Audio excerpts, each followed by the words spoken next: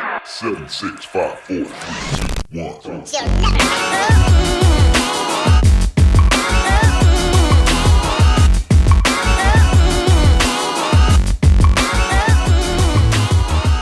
What's up, guys? Welcome to today's vlog. Today what we're going to be doing is going over a haircut that I did on one of my longtime clients, Toby. He's headed off to college, so this is definitely a salon-friendly haircut. It's also a great haircut for any kid going back to school, and also any adult really as well. So I think you guys are going to like this cut a lot. It's very salon-friendly. Check it out. Let's get started with our step-by-step.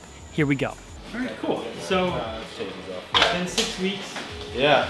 So what do you want to do? You've seen the pictures. It's for your big college haircut. Is that what it's going to be called? Back to school? I don't know what we're going to call it. Yeah, I mean, if we can go with the usual, but if you wanted, if you had something else in mind, like, No, that's cool. I mean, just always shorter on the sides. Yeah. Not too long on the top. And you want to do the Yeah. part? Yeah. Okay. Fade in the back, clean around the ears, just clean cut. Alright guys, so I know that didn't seem like the most thorough consultation, but I've been doing Toby's hair for probably about 6 years, and we've changed up his style a little bit. He's really into watching soccer, so he likes the soccer style haircut. So what we're going to do, I'm going to section it off. Toby's got very coarse, thick hair, so he wants it nice and tight on the sides, disconnected on the top. Nice clean cut look, but he likes to keep it a little shorter on top because of the fact that he only comes in about every 6 weeks, and then given the fact that he's going off to college, he's going to come in even less. So we want to take it nice and short on the top. So we're going to start off, I part the hair where he's going to wear his part. Then I go in with my 2 guard. This is a plastic clipper guard on the Andis Master Series clipper, and I start off there. I want to feel out how he likes the length. So what I'll do is I'll cut the temple area, and then I'll ask him, does that length look good as a starting point?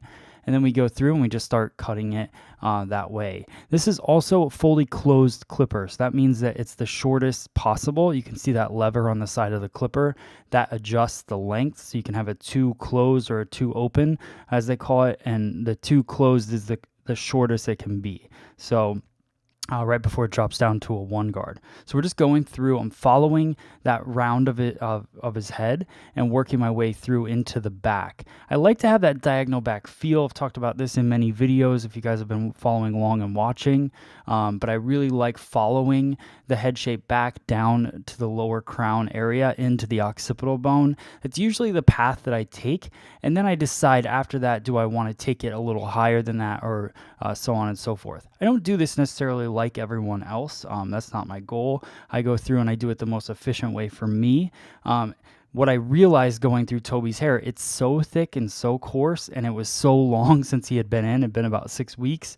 So I needed to switch to my Andis Supra ZR, which is a more powerful motor clipper that we've talked about in the past as well. I've done a review on this clipper. It's super powerful. It's motor driven, so it'll get through hair a lot easier. Now, what you'll notice is I went from using a 2 guard, plastic guard, to a 3 3/4 blade.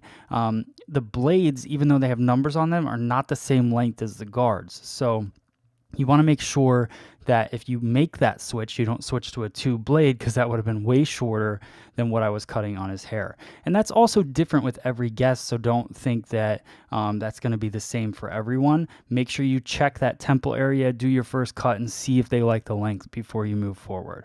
Now I'm going to work my way up with the clipper and kind of take away that ridge on the one side. On the right side, that's his heavy side. That's where the hair is going to go over to. So I want to have a little bit of a disconnect there, and I don't want to build up too much weight underneath the hair, because then it will look too thick and bulky on the one side.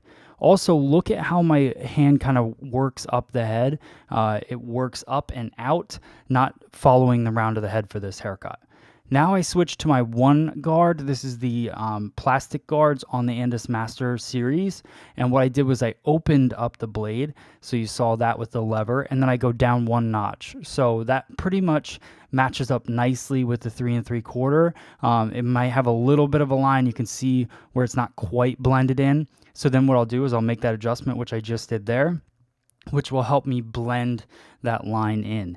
That's the great thing about the Master Series and why you can't just have one tool to work with. I love using the Master Series. I love the Super ZR. I also love using my scissor over comb techniques, trimmer over comb. We're going to use all of those techniques in this video because not one technique or one tool is going to make that blend for you. Toby's got really nice hair. It's pretty easy to blend it, but I just work my way around and get my arm in the way. That's nice. And then I just work through it. You can see that weight line right there. So I'll make that adjustment on the clipper arm, and that will help me fade in his hair. You can see how it starts to disappear there.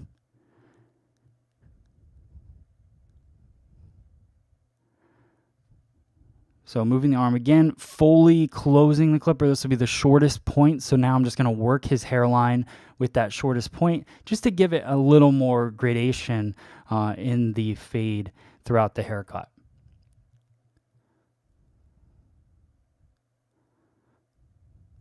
Same thing, as I'm working, I'm just messing with that arm on the clipper because that gives me those different lengths and helps me fade it in different areas. The head is not flat, and that's the challenge that people have when they go into to blend and fade hair, is that there's little divots in the head sometimes, and then that's why you get those deep, shadowy spots within the haircut. Now I'm just going to go around the hairline with my trimmer. I'm not altering the hairline. That's not my goal. In some haircuts, some people do. But for Toby, I just want to keep it nice and natural. So I just work my way around and clean him up around his hairline. So I like to draw my first line in the back, and it's really just following his natural hairline, but just draw that first line, and then I'll go to the opposite side, and I'll work my way through, and then I'll go down the back and clean it up that way. I like to do the two sides first, then the back.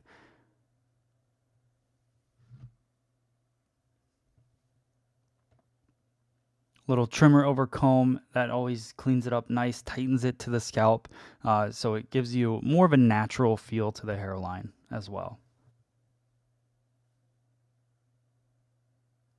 So once I finish the back, then I'm going to go through and do a little trimmer over comb. And what that's going to do is just blend a little bit more. So I just go through, find any parts that have that kind of dark, shadowy look to it, and I just do the trimmer over comb. I'm using my YS Park 209 comb. It has a nice handle grip to it. It's great for barbering, any scissor over comb work that you're doing, or clipper over comb. It's nice and wide for that as well. Now I go back and I find that parting. I figure out where I want his part to live, and I do scissor over comb, working through using my Blacksmith Fit 6.5-inch Mizutani scissor. Love that scissor for scissor over comb. You see me use it in pretty much every men's video that I do, anytime I'm working scissor over comb.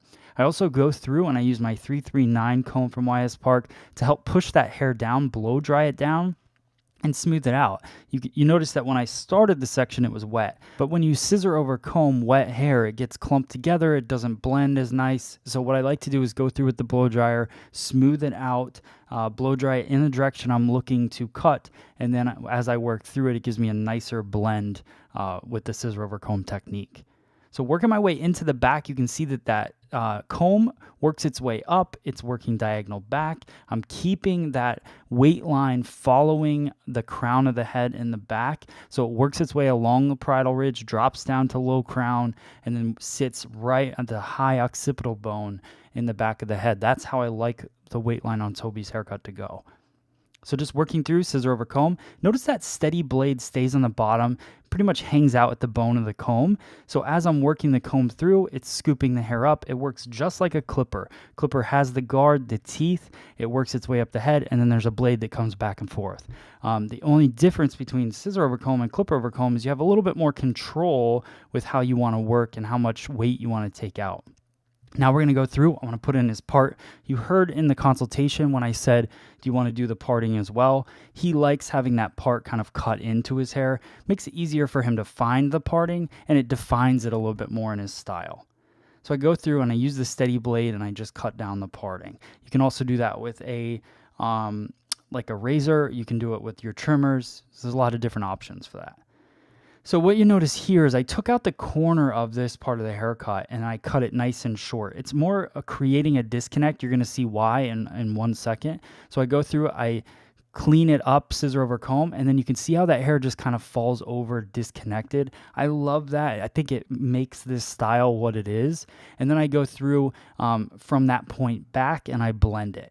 So I still want the side to be blended. I don't want it completely disconnected. I think a lot of people do that. They disconnect the entire top and flop it over. I think there's a lot of different ways to create disconnection, but you don't have to disconnect the entire thing. It almost makes the haircut look undone. This makes it look more done. So I work my way all the way through, over directing the hair over that disconnection. What that's going to do is blend the back for me. I still have the disconnect in the very front. You can see it right there. I'm still blending beyond that.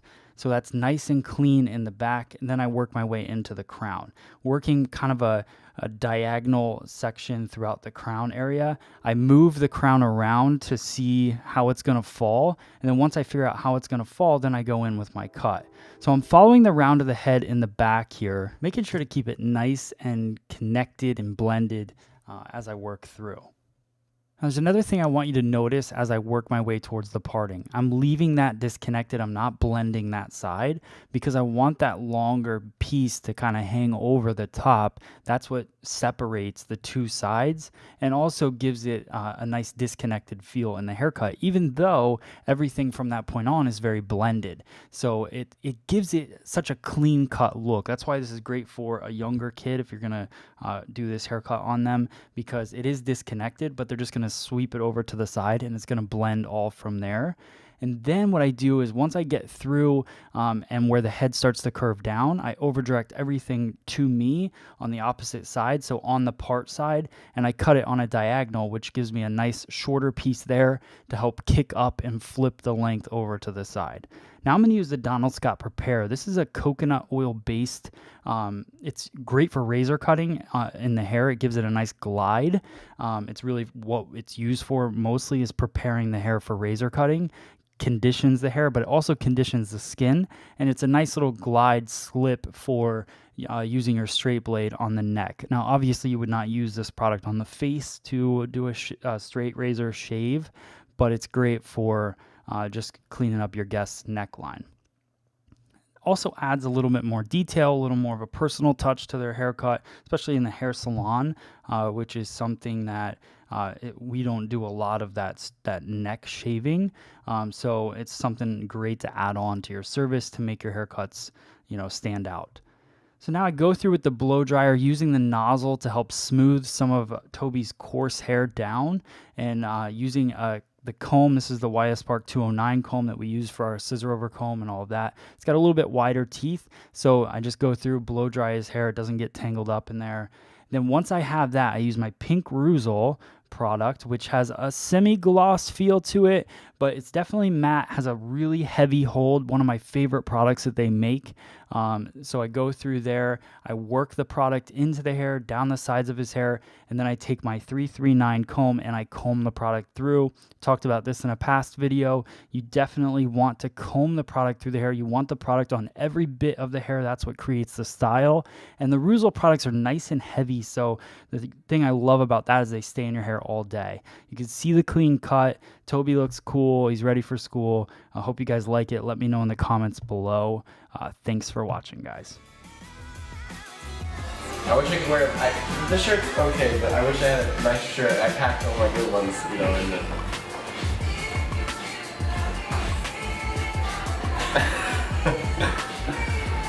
Alright, cool. Alright, let's go take a picture of it real quick. Sounds good. All right, guys, if you like that cut on Toby, then hit the like button, hit the share button, share this video with all of your friends. I appreciate the support. Thank you so much for watching, and I'll see you guys on the next video. Thanks.